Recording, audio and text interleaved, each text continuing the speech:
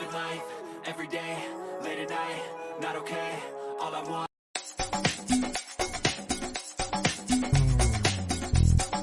Showbiz Kachika TV. Hello mga kachika, matapos nga ang kaliwat ka ng birthday celebration ng ating concert queen na si Pipay Miss Paps Fernandez para nga sa kanyang ika-59th birthday, ay nakakatuwa nga ibinahagi nga niya sa kanyang social media account na sa ngayon nga ay nasa Amerika siya at nakiselebrate naman sa second birthday ng kanyang nag-iisa at pinakamamahal na apo na si Baby Finn na anak naman ng kanyang panganay na anak na si Robin.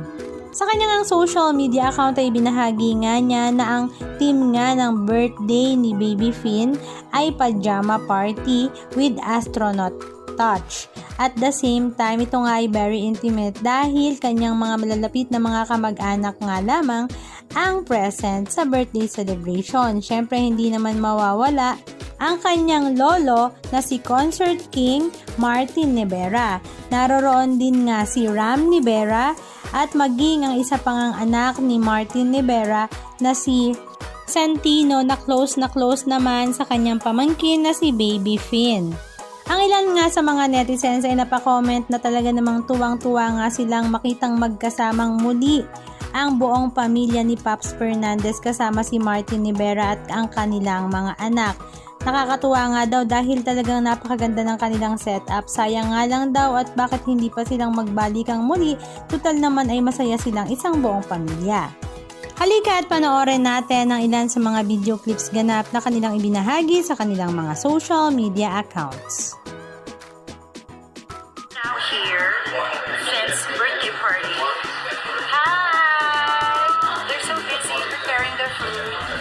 And of course, I'm busy just taking pictures. Ayan.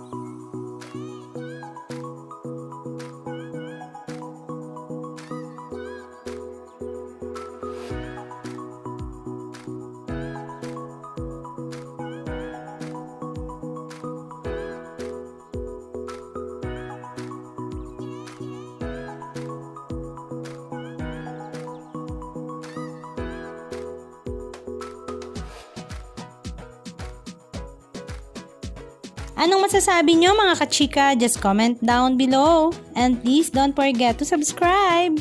Thank you!